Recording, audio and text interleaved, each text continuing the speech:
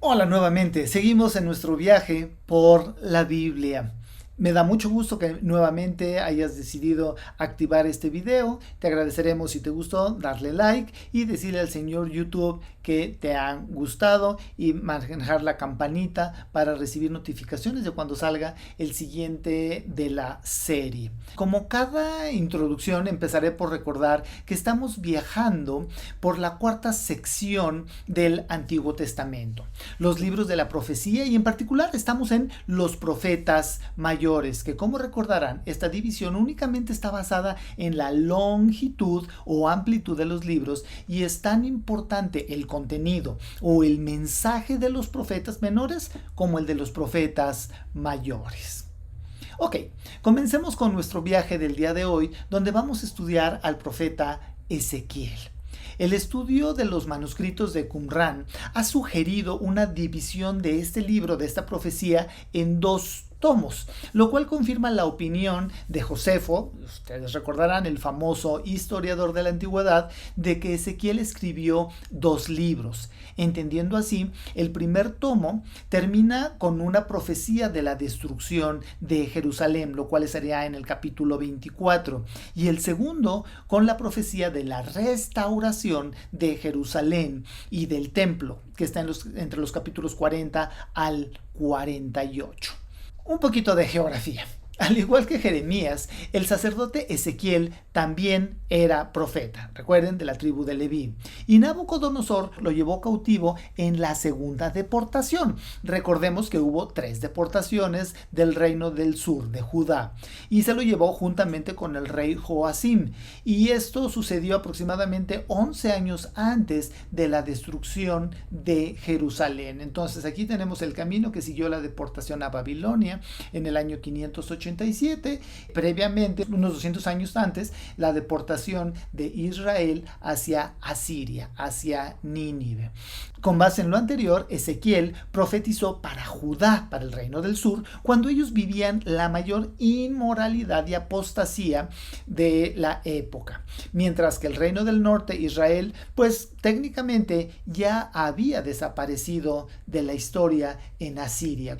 Ezequiel profetizó en Babilonia durante todo su ministerio, y su mensaje giró en torno a la destrucción de Jerusalén como resultado del justo castigo de Jehová.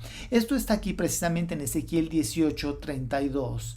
Yo no quiero la muerte de nadie. Conviértanse y vivirán, lo afirma el Señor omnipotente.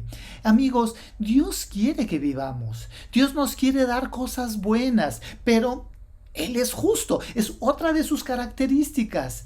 Si nosotros no abandonamos nuestro pecado y no nos convertimos, pues esto nos lleva por nuestra propia decisión al desastre. No es que Él nos quiera castigar o agredir, simple y sencillamente nosotros estamos tomando una decisión de ir en contra de lo que Dios quiere. Por su parte, Jeremías, que estaba en Jerusalén, aquí les pongo una imagen de Jerusalén, moderna por supuesto, seguía llamando al arrepentimiento para que, pues de alguna forma, Dios los librara de la destrucción. El ministerio de Ezequiel empezó 7 años antes de la destrucción de Jerusalén y terminó aproximadamente unos 15 años después de este evento. Como en el caso de Isaías, su mensaje fue de denuncia, pero también de consolación. Y el punto central de las predicaciones de Ezequiel fueron la destrucción de Jerusalén. Vamos a ver precisamente ahora el mensaje de Ezequiel antes de la destrucción, o sea, cuando todavía había oportunidad. Y Ezequiel inicialmente llamaba al arrepentimiento a aquellos que vivían en una seguridad descuidada, se creían intocables. Y entonces el mensaje de Ezequiel fue de amonestarles en contra de abrigar la esperanza de que por medio de la ayuda de los egipcios, que en ese momento era un imperio poderoso, el yugo de Babilonia sería sacudido. Recordemos, Babilonia estaba creciendo, los egipcios estaban fuertes y ellos tenían una buena relación con los egipcios, entonces se apoyaban en esta confianza. Otro de los mensajes, otro de las ideas que él tenía era que les aseguraba que la destrucción de su ciudad y de su amado y respetado templo era inevitable y se acercaba rápidamente. ¿Por qué? Porque Dios así se los estaba advirtiendo. Amigo, yo insisto en la importancia de que la historia es simplemente para aprender de ella y ver cómo podemos aplicarla a nuestras vidas en la actualidad. Y con base en lo anterior, yo me pregunto, ¿qué tanto pones tu confianza en el cheque que vas a recibir el día de la quincena? O bien, en la cuenta bancaria que tienes para hacer frente a los gastos de tu familia. O, no sé, tal vez en una póliza de algún tipo de seguros. ¿Sabes? Durante muchos años yo había confiado en Dios. Bueno, eso yo pensaba. Pero sí, debo de reconocer que mi confianza realmente estaba en que recibiría mi cheque al final del mes. Pero ¿qué creen? Pues un buen día el cheque dejó de llegar. Y fue cuando realmente me enfrenté a la realidad. ¿En quién estaba mi confianza? ¿En la empresa que me estaba pagando, que me habían corrido, o en Dios? Y como testimonio debo decirles que por más de una década mi Dios me ha seguido sosteniendo. Han habido ocasiones en que no he recibido recursos por, no sé, por más de 6 meses. Sin embargo, para gloria de mi Señor, en mi mesa nunca ha faltado nada. ¿Por qué? Porque el Señor es fiel, porque el Señor ha seguido supliendo. Y el mensaje de Ezequías nos invita a preguntarnos, ¿realmente en quién está tu confianza para el futuro? ¿En Dios? ¿O en ti mismo? ¿O en la empresa para la que trabajas? ¿O en tu negocio? ¿O en el dinero? Hemos estado insistiendo que cualquier cosa que antepongas a Dios es un ídolo. Y el dinero, si bien es necesario, muchas veces es un ídolo que nos aleja de recibir las grandes bendiciones que Dios tiene para nuestras vidas. Reconsidéralo. Vamos a ver ahora el mensaje del profeta, pero después de que Jerusalén ha sido destruida. Y tiene básicamente 2 vertientes. Primero, consolar a los judíos desterrados por medio de promesas de un rescate futuro y de una restauración de su tierra. Y el otro mensaje era de ánimo, animarles con la seguridad de bendiciones futuras. Vemos en Ezequiel 39, los versículos del 28 y el 29, donde dice, y sabrán que yo soy Jehová su Dios, cuando después de haberlos llevado al cautiverio entre las naciones, los reúna sobre su tierra, sin dejar allí a ninguno de ellos. Ni esconderé más de ellos mi rostro, porque habré derramado de mi espíritu sobre la casa de Israel, dice Jehová el Señor. ¡Qué consuelo, qué esperanza para el pueblo que estaba sufriendo! Vamos a ver brevemente la relación entre Ezequiel y algunos otros profetas. Tenemos el caso de Daniel, porque cuando Ezequiel llegó a Babilonia, Daniel ya había estado allí por un lapso de sobre 9 años. Ya tenía un gran renombre. Eso está en el 14, del 14 al 20. Daniel estaba en el palacio, mientras que Ezequiel estaba, lo más seguro, en el campo. Vamos, pudieron haberse visto ambos, pero sería pura especulación. Y por otra parte también tenemos a Jeremías. Ya comentamos que ambos eran sacerdotes. Jeremías era el mayor y en este caso Ezequiel bien pudo haber sido su alumno, no lo sabemos. Pero cuando Ezequiel fue deportado, ya había transcurrido la mitad del ministerio de Jeremías. Ezequiel predicó entre los desterrados el mismo mensaje que Jeremías predicaba en Jerusalén, lo inevitable del castigo de Dios, pero como consecuencia del pecado de Judá. Por otra parte, también tenemos a Habacuc y a Sofonías, quienes estaban ayudando también a Jeremías allá en Jerusalén.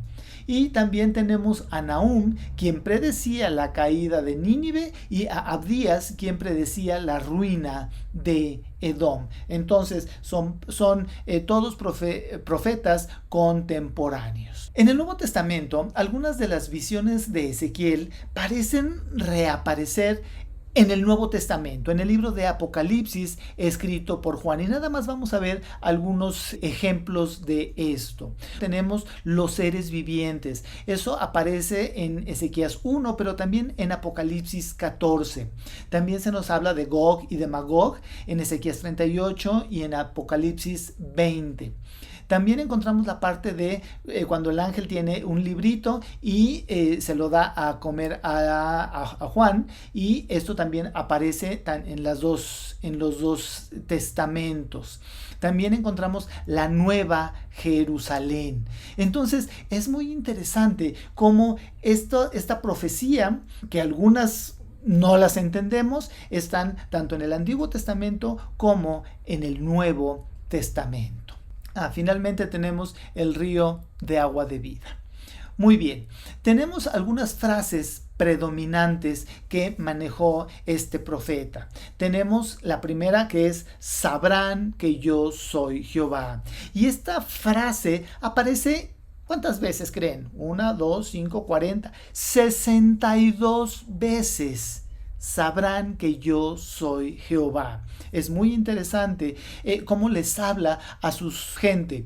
Sabrán que yo soy Jehová cuando suceda tal o cual cosa. Y también encontramos la frase hijo del hombre. Y así se le llama a Ezequiel en 90 ocasiones. Mientras que en Daniel 7:13 se le aplica específicamente al Mesías. Y como ustedes saben, fue el título que Jesús más a menudo se aplicaba a sí mismo. Eso lo tenemos en Marcos 2:10, en el 8:31, en 10:40. O sea, en el Nuevo Testamento lo encontramos frecuentemente, el hijo del hombre. Entonces, estas dos frases las utilizó Ezequiel con singular frecuencia. Ahora bien, como sacerdote, Ezequiel se preocupaba por el templo. Aquí tenemos una imagen del tercer templo. Con dolor, él había presenciado el saqueo por Nabucodonosor, que se nos presenta en 2 de Reyes 24:13. En la primera parte de sus escritos, en el capítulo 1, menciona la gloria de Dios en el templo. Después afirma que la gloria de Dios, ha sido quitada de Jerusalén, porque el gobierno de la tierra se habrá quitado a Israel, pues para dárselo a los gentiles. Eso está en el capítulo 10. Pero al final él vio la gloria de Dios de regreso en el templo milenario. Esto está en el capítulo 40 al 43.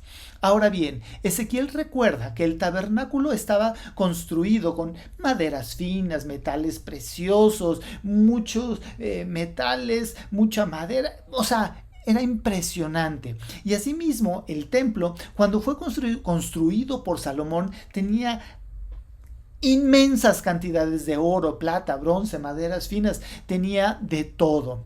Pero todos estos materiales claramente hacían del templo o del tabernáculo en su fase inicial un lugar precioso, un lugar bello. Sin embargo, la gloria de ese lugar no residía o no consistía en la riqueza económica que se poseía, no residía en la belleza artística que tenía el arca y que tenían todas las cosas hechas. La gloria de ese lugar consistía o estaba en la presencia misma de Jehová en el templo. Es allí donde estaba la riqueza, es allí donde estaba la gloria del templo. Y es precisamente por lo que cuando Dios desea habitar en tu corazón, Él da de su gloria, Él da de su sabiduría, Él da de sus bendiciones a nuestras vidas. La misión de Ezequiel parece haber sido explicar y justificar el hecho de que Dios causara o permitiera el cautiverio de Judá. Y aplicándolo a nuestra época, muchas personas insisten neciamente en preguntar: ¿dónde está Dios? O ¿por qué permite Dios que pasen tales o cuales cosas? Y usualmente es cuando pasa algo malo. Y no se dan cuenta que es el hombre y no Dios quien ocasiona esas mismas cosas. Y en cuanto a la pregunta de ¿por qué lo permite? Vamos, Dios podría fácilmente eliminar todo lo malo que pasa en nuestro planeta, pero esto implicaría revocar nuestra libertad a tomar nuestras propias decisiones. Claro, cada acción tiene consecuencias en otras personas, pero veamos, a lo largo de toda la Biblia nosotros podemos ver que el Señor quiere y nos enseña a amar a Dios primero y luego a nuestros semejantes. Pero al incumplir esta segunda parte, o sea, amar a nuestros semejantes y querer obtener una ventaja o un provecho sobre los demás, somos los hombres los que causamos el mal y no Dios. Pero esta situación que el pueblo de Judá estaba pasando fue debido a las indecibles abominaciones por las cuales otras naciones habían sido pues ya borradas del todo, empezando por sus primos, por Israel. ¿Recuerdan? 10 de las 12 tribus desaparecieron en el cautiverio de Asiria. Amigos, nos gusta hablar de la misericordia de Dios que es muy grande, sí, es muy grande, pero otra de las características que no puede cancelar Dios, nuestro Dios, es la característica de ser justo. Mediante el castigo, Judá había de aprender que Jehová es Dios y que Jehová es un Dios justo. Y bueno, lo aprendieron. El cautiverio babilónico curó mayoritariamente al pueblo de la idolatría. Hasta entonces, contra viento y marea, ellos persistían en ser idólatras. Desde entonces y hasta el día de hoy, sean cuales sean sus demás culpas, pues no han vuelto a caer fuertemente en la idolatría. Insisto, todo esto es historia, nombres, personajes, fechas, años, pero uno de los propósitos de que tengamos en la Biblia estas historias es para aprender de ellas. Porque como Judá no aprendió la lección de lo que les había pasado a sus primos del reino de Israel, ellos también fueron o tuvieron que ser llevados en cautiverio por 70 años a Babilonia, hasta que aprendieron, hasta que entendieron la lección que estaba en la historia. Bueno, ¿y qué hay de nosotros? ¿Estamos entendiendo que Dios no tolera la idolatría? ¿Estamos entendiendo que actualmente tenemos ídolos modernos? Tenemos el dinero, tenemos el trabajo, a los hijos, nuestra familia, tenemos el celular, la computadora, el placer, la fama, la comodidad. Amigos, insisto, cualquier cosa que le quite a Dios el primer lugar en tu vida es un ídolo. Y Dios tiene planeadas, y en la Biblia nos presenta muchas cosas buenas para su pueblo, siempre y cuando Dios tenga el primer lugar en tu vida, que todo lo demás lo pongas en contexto, en el lugar que le corresponde en la pirámide de las prioridades que ya vimos. En lenguaje común y corriente, si para que entendamos el gran amor que Dios tiene para nosotros es necesario que Dios nos dé unas nalgadas, como el padre que ama a sus hijos, unas nalgadas tendremos. Eso está en Proverbios 3:12. Pues el Señor corrige a los que ama, tal como un padre corrige al hijo que es su deleite, o al hijo que ama. Y veamos lo que dice en el Nuevo Testamento. En Hebreos 12:11 dice: ciertamente ninguna disciplina en el momento de recibirla parece agradable, sino más bien penosa. Sin embargo, después produce una cosecha de justicia y de paz. En la medida que entendamos y aprendamos la lección, en esa misma medida podremos pasar de año. Y al aprobar el año, nuestro Padre Celestial nos va a dar bendiciones abundantes. Porque ese es su propósito, porque ese es lo que Él desea. Cuando estés pasando por la disciplina de Dios, recuerda, no preguntes ¿por qué, Señor? Pregunta ¿para qué? Pregunta, Señor, ¿qué debo aprender? Pregunta, ¿qué me quieres enseñar? A continuación tendremos nuevamente el video de The Bible Project Español. Espero que les sea de su agrado. El libro del profeta Ezequiel. Ezequiel fue un sacerdote que había estado viviendo en Jerusalén durante el primer ataque babilonio sobre la ciudad. Y la ciudad fue liberada, pero los babilonios tomaron una primera ola de prisioneros israelitas y los llevaron al exilio, y Ezequiel estaba entre ellos. Así que el libro comienza 5 años después de todo eso, y Ezequiel está sentado al lado de un canal de riego cerca de su campo de refugiados israelitas. Y resulta que es su cumpleaños número 30, año en que hubiera sido instituido como sacerdote en Jerusalén. Y luego, de repente, Ezequiel tiene una visión. Él mira una nube de tormenta que se acerca, y luego dentro de la nube hay 4 extrañas criaturas que tienen sus alas extendidas y se tocan entre ellas. Y estas criaturas tienen 4 caras cada una, y luego él vio 4 ruedas, una por cada criatura.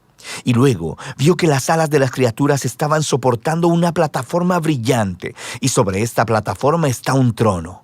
Y luego, sentado en ese trono, está una criatura semejante a un humano, brillando y envuelto en fuego. Y de repente, Ezequiel se da cuenta de lo que está viendo. Lo llama como una aparición de la semejanza de la gloria del Señor. Es Dios en su trono, montado sobre su carruaje real.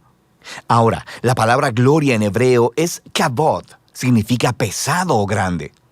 Los autores bíblicos utilizan esta palabra para describir la apariencia física y la manifestación de la grandeza de Dios cuando aparece en persona.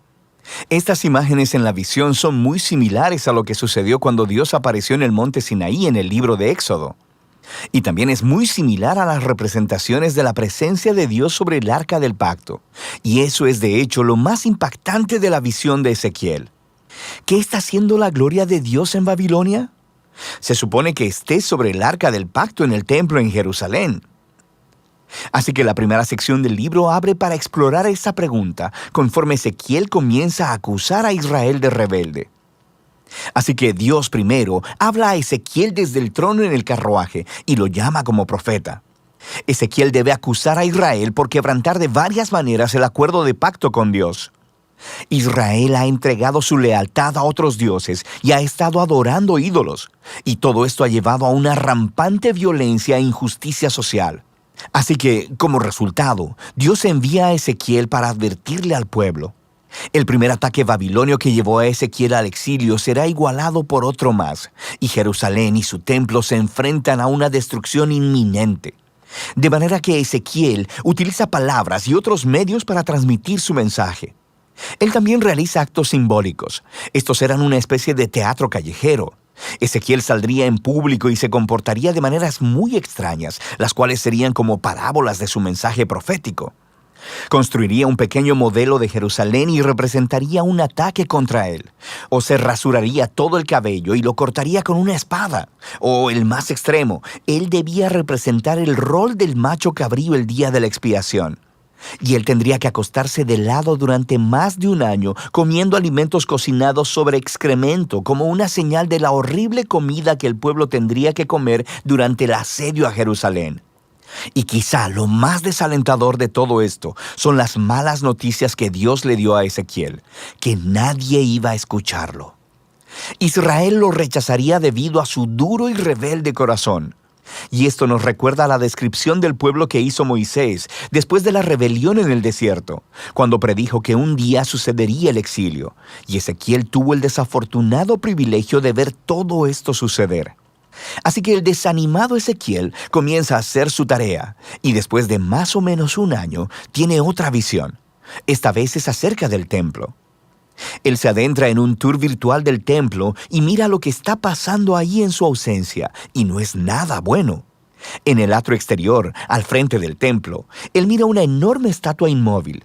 Y luego él mira a los ancianos de Israel adorando a otros dioses, tanto dentro como fuera del templo. Y luego mira a las mujeres de Israel adorando a un dios babilonio llamado Tamuz. Y la visión termina con el glorioso carruaje del trono de Dios alejándose del templo. Se está yendo en dirección al este, hacia Babilonia.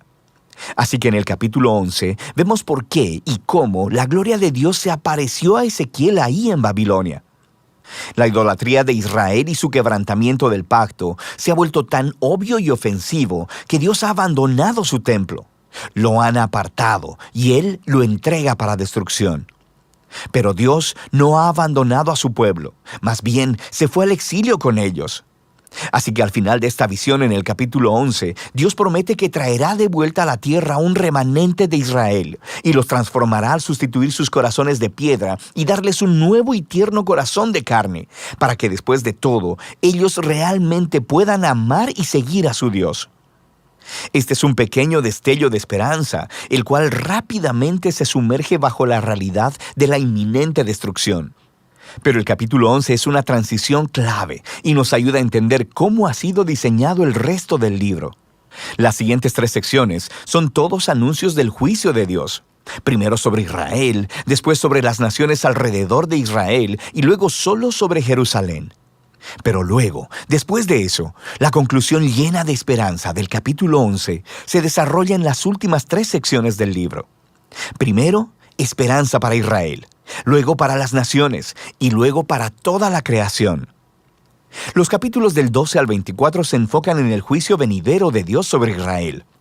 Y esta es una colección diversa de ensayos y poemas. Y aquí, Ezequiel muestra su afición por las parábolas y las alegorías. Él describe a Israel como una vara quemada e inútil, o como una esposa rebelde, o como un peligroso león enfurecido que es capturado, o como 2 hermanas promiscuas.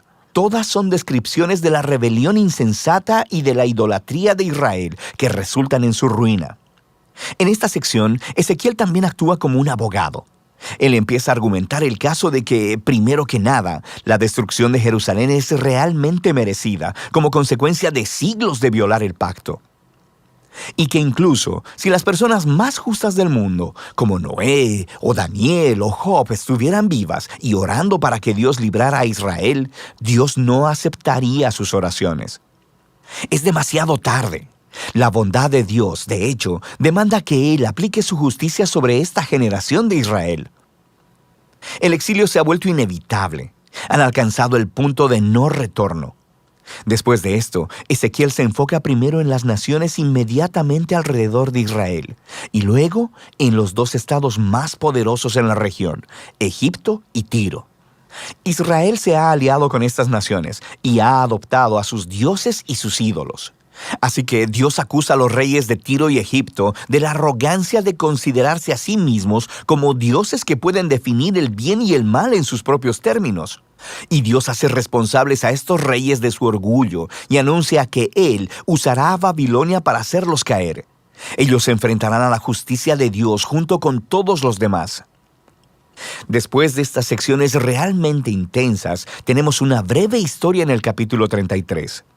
Ezequiel se encuentra con un refugiado que acaba de llegar de Jerusalén, y él reporta que Babilonia ha atacado la ciudad de Jerusalén, que la ciudad ha caído y que el templo ha sido destruido.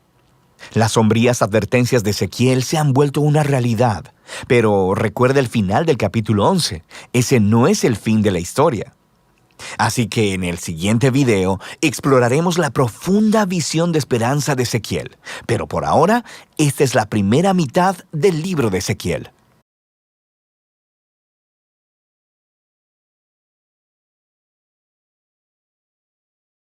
Y finalmente, para cerrar el capítulo del día de hoy, tenemos este texto que nos haría bien aprender. El alma que pecare, ésta morirá. El Hijo no llevará el pecado del Padre, ni el Padre llevará el del Hijo.